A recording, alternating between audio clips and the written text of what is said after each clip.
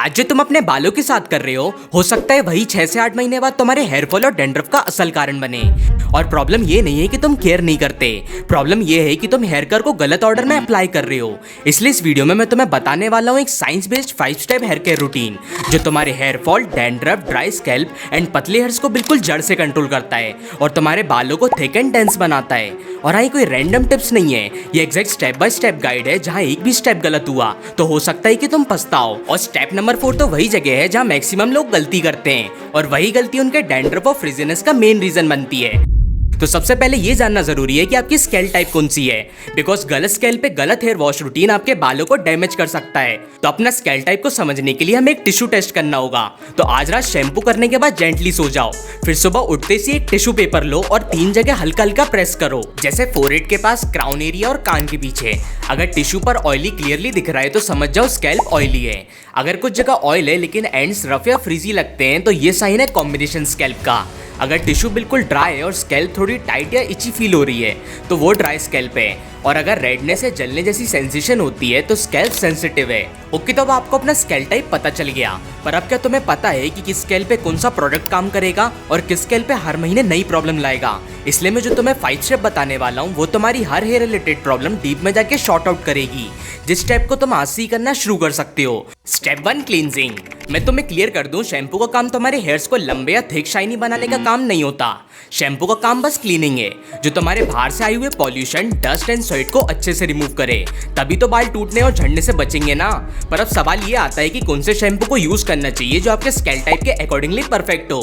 तो एक बात को ध्यान से समझो, आपको इनमें से कोई भी केमिकल इंग्रेडिएंट्स देखे तो उसे तुरंत फेंक दो और इन माइल्ड शैम्पू का यूज करो। जैसे ऑयली स्कैल्प के लिए तुम्हें जेल बेस्ड सैलिसिलिक एसिड का यूज करना चाहिए, ड्राई स्कैल्प के लिए मॉइस्चराइजर सल्फेट फ्री शैम्पू जो तुम्हारे हेयर से मॉइस्चर बनाए रखे, एंड डैंड्रफ स्कैल्प को medicated anti dandruff shampoo use करो, but only twice in week. My recommendation is अगर तुम्हें डैंड्रफ है तो गो विद शैम्पू जिसमें कीटोकोनाजोल प्रेजेंट हो। बिलीव में ये तुम्हारे डैंड्रफ को जड़ से मिटा देगा। पर शैम्पू लगाने से पहले एक बात का ध्यान रखना कि चाहे बाहर कितनी भी ठंडी क्यों ना हो, don't use hot water while washing your scalp, वरना ये तुम्हें दिनादिन गंजा बना देगा। बट मेन क्वेश्चन है शैम्पू को यूज करने का तरीका क्या है। नहीं, मैं तुम्हारा बिल्कुल भी टाइम वेस्ट नहीं करने वाला, बस इस स्टेप को लाइन वाइज कॉपी करो। जैसे शैम्पू लेते उसे पूरे घिस के राख मत कर देना, वरना ये तुम्हारे हेयर के नेचुरल ऑयल को रिमूव कर जाएगा और फिर होगा रिसेटिंग हेयरलाइन का तमाचा। इसलिए शैम्पू की कॉइन जितनी ड्रॉप लेके धीरे धीरे इस तरीके से जेंटली मसाज करो एटलीस्ट फॉर 1 to 2 मिनट्स और तुरंत कोल्ड वाटर से वॉश कर लो। Now your step 1 is ready, पर वो बालों में फ्रीजी, ड्राई और रूखापन कैसे मिटाओगे, इसलिए स्टेप 2 गेम चेंजिंग होने वाला है। Step 2, start using conditioner.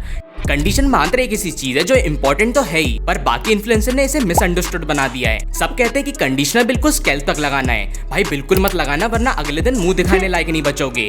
Conditioner सिर्फ बालों के एंड्स पे लगाया जाता है as creating a shiny and soft hairs, जो कि ड्राई, रूखे सूखे स्कैल्प वालों के लिए बहुत ही इंपॉर्टेंट है। पर क्वेश्चन ये आता है कि इसे यूज करने का करेक्ट तरीका क्या है। तो फर्स्ट ऑफ ऑल, शैम्पू लगाने के बाद एक्सेसिव वाटर को सीक्वेंस करके निकाल दो।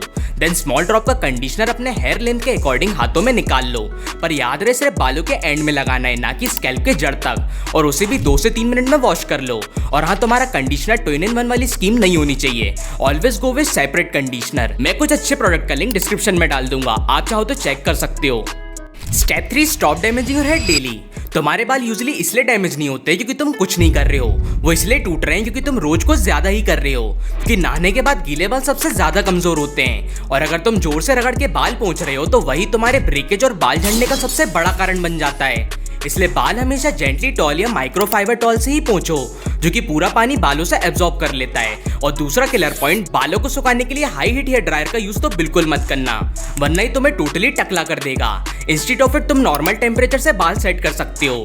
और रेगुलर हेयर कट होना भी बहुत जरूरी है अगर तुम सही में ब्रेकेज और हेयर थिनिंग से बचना चाहते हो। तो ये चीजें छोटी जरूर लगती है, पर यहीं से तुम्हारे हेयर्स बेटर होना शुरू होते हैं। Step 4, scalp massage. तुमने अक्सर अपनी नानी या दादी से सुना होगा कि बालों के जड़ों में तेल लगाओ या बालों की चंपी कराने से आपकी hair density naturally more stronger, thicker and shiny बन जाती है। बट अंटिल अनलेस आपकी डैंड्रफ और हैवी ऑयली प्रोन स्कैल्प है तो आपको मसाज ऑयलिंग वीक में 1 से 2 बार कराना सफिशिएंट है।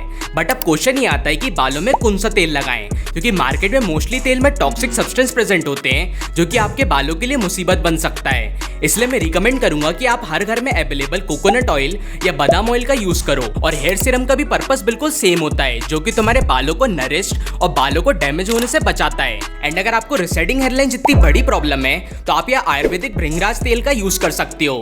इन सभी प्रोडक्ट्स की लिंक मैं आपको डिस्क्रिप्शन बॉक्स में डाल दूंगा। Step 5, regrow hair naturally. सबसे पहले तो तुम अपने जेनेटिक्स को दोष देना बंद कर दो, क्योंकि अगर तुम अच्छी न्यूट्रिशन ही नहीं रखोगे तो क्या खाक तुम्हारे हेयर्स लंबे और घने होंगे। इसलिए अपनी डाइट में सबसे पहले प्रोटीन रिच फूड को ऐड करो, जैसे paneer, cheese, chicken, lentils, chickpeas and soya chunks.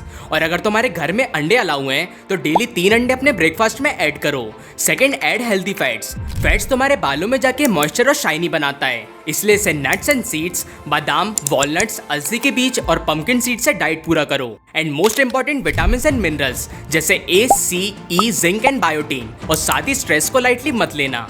कम नींद और ज्यादा स्ट्रेस डायरेक्टली तुम्हारे हेयर फॉल को ट्रिगर करता है। ये चीजें छोटी जरूर लगती है, पर तुम्हारा हेयर ग्रोथ या हेयर लॉस यहीं से डिसाइड होता है। अगर तुम ये सभी स्टेप आज से ही शुरू कर दिए तो मैं गारंटी देता हूँ कि तुम्हें हेयर केयर पे कोई भी और वीडियो देखने की जरूरत नहीं पड़ेगी और तुम्हें 3 से 4 महीने में इंस्टेंट रिजल्ट मिलना शुरू हो जाएंगे।